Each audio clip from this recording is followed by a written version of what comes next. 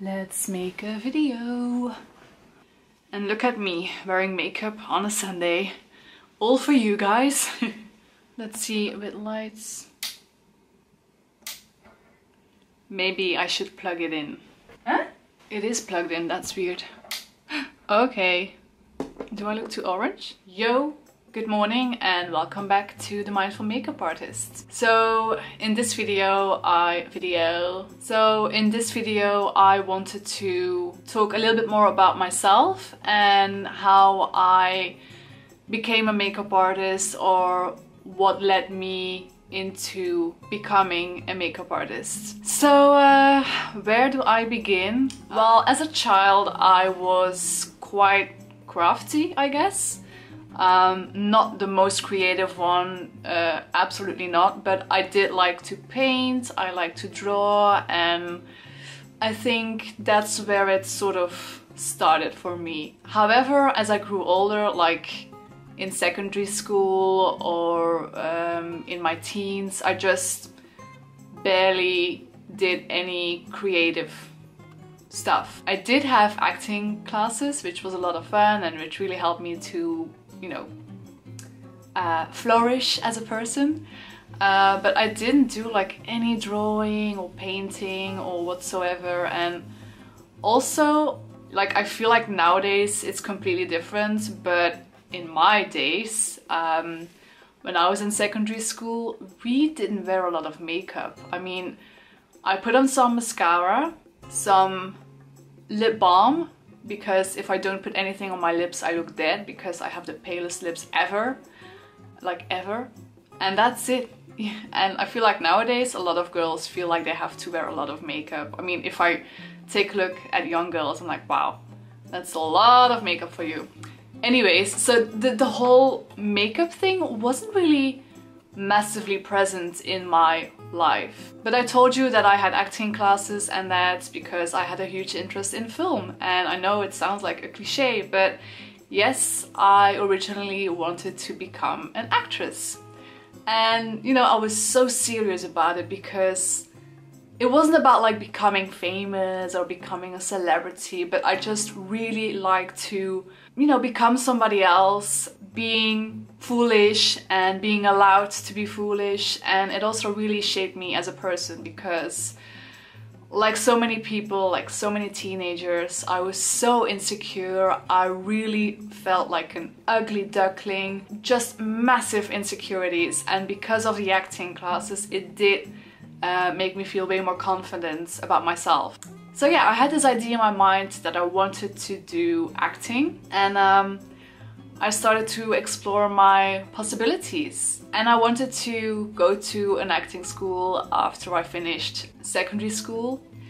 But the whole idea of becoming an actress sort of, it was really intense at the age of 15, 16.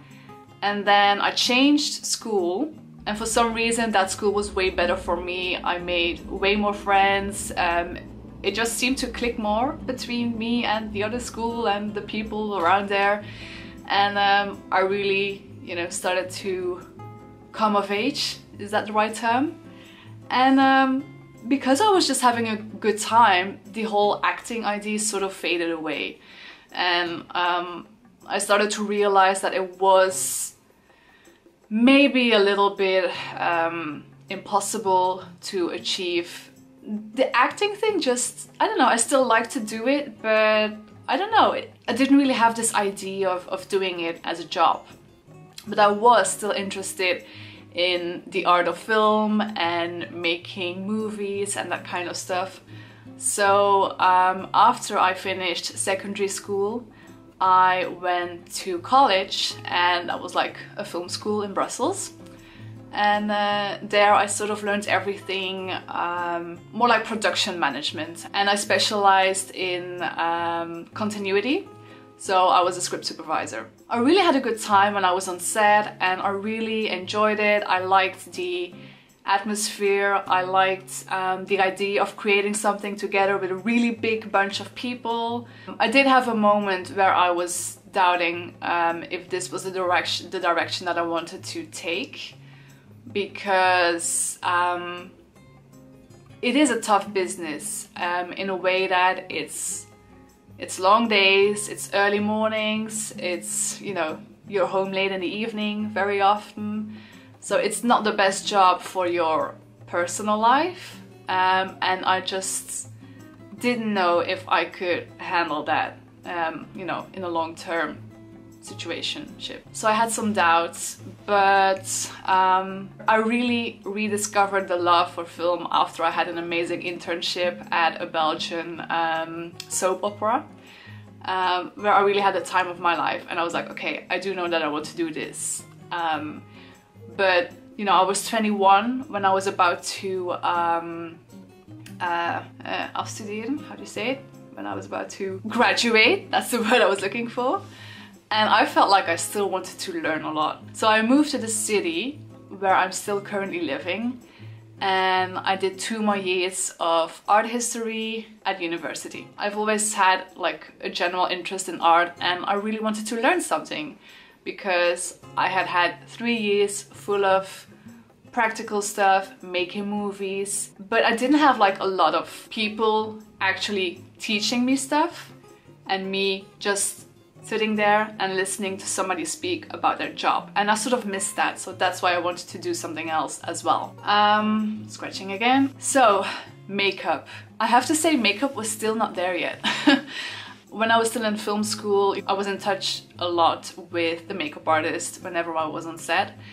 And I had this idea like, you know, maybe I will do like a makeup training because, you know, in this business, it's always a good idea if you are capable of doing more than one thing. So it was more like a casual thing, like, yeah, maybe, because it looked like a cool job, and when I was seeing what they were doing, I was like, yeah, seems like fun, but not in like an extremely serious way, like, I want to do this for a job, I want to do this for a living for the rest of my life, because I just had no idea. So then after I finished my art history, my 2 years of art history, I went to this like a sort of an open school day at a makeup designery in Ghent here in Belgium. I remember that there was this American guy and he was doing a demo on special effects makeup, and I saw him and I saw like the progress of how he changed a normal guy into this demon-like creature, and I was just like, wow, like how cool is that? And I had like a little bit of a moment, like an epiphany, if you want to call it like that, because I really felt like, imagine I could do that. I mean, how awesome would that be? Like the same day I applied and I got in, and then a couple of months later I started my training. And you know, I did all the different trainings that there were. So you have like a basic training where you learn all the different techniques, and then you can sort of specialize yourself. And I did all of that. I did the high fashion stuff, I did the bridal stuff, the airbrush, the film stuff, and very recently I finally did the special effects stuff, and I had so much fun. And it's like, I want to do this for the rest of my life, if it's possible. So yeah, and I will never forget when I was having my first, you know, my very first classes, that I just really felt like I have finally found what I want to do with my life. Because I always felt like I sort of knew the direction, but I never really knew 100% where I would end. And of course I can still, you know, I still don't know that. I mean, I can still change in what I want to do in my life. But, you know, I felt like a lot of people who surrounded me had a very clear idea of what they wanted to do with their life. And I always felt like, I really don't know yet. I mean, I'm doing, you know, studies and in certain things that I like, but I really don't know yet. And then when I started in my makeup classes, it was like, yeah, that's it. That's what I want to do with my life. Yeah, I'm happy to say that that it is really awesome. So so far for you know, how I got there. Since last year I actually started out. So that is sort of how I got into it, and I feel like it's really, it's like a very late discovered hobby, because I'm not one of those people who was always drawing when they were younger. I wasn't trying out makeup looks on myself in my teens. I wasn't doing any of that. Like, my interest in makeup started at the age of like 21, something like that. I don't know, I think it just shows that you never know when you will discover your passion. I know that 21 is still very young, but you know, I had people in my class who were in their 30s, in their 40s, and who were like, yeah, I really love this and I want to do this, and it's so cool that we shared that together. It's just now a little bit, you know, it's like I'm not really anxious because I feel very confident and I really think I can pull it off, but I'm sort of in that moment where you're like, I don't know what kind of steps I have to take to get there. So I'm still doing a lot of research and trying to find people and make connections and that kind of stuff, and we'll see how it goes from there, I guess. But I think the most important thing is, like, when you do find what you want to do, is do stuff with it as much as you can. I mean, even right now, like, it's been a while since I had like a paid makeup job, I'm gonna be honest, right? But you know, I'm still doing stuff. Like, I started YouTube because I feel like, why not? I'm trying out stuff on myself. I do have a photo shoot next week, so yay.